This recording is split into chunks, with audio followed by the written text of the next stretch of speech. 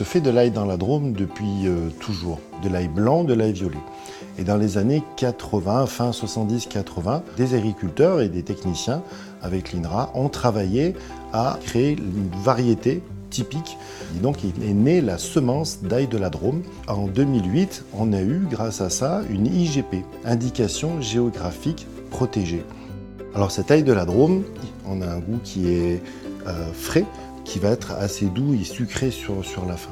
L'ail noir de la Drôme, il est fait à partir de cet ail blanc IGP de la Drôme, que l'on positionne dans un four, et après on joue sur les températures, et on joue sur l'hygrométrie pendant 30 jours.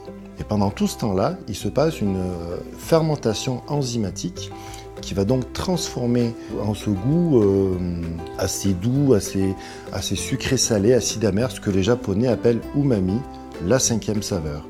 L'ail de la Drôme est bon pour la santé, il est bourré d'antioxydants, et en fait dans l'ail noir, de par sa fermentation, on augmente toutes ces bonnes choses pour la santé, on dit que c'est multiplié par 10.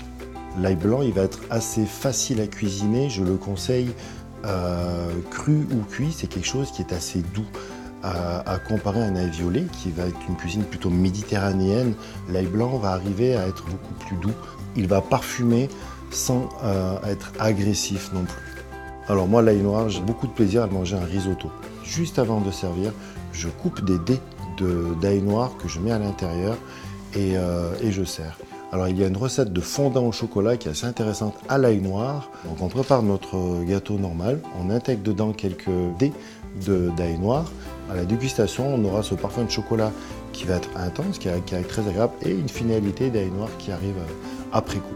La filière de l'ail en France est intéressante. Elle est gérée par des agriculteurs de bout en bout.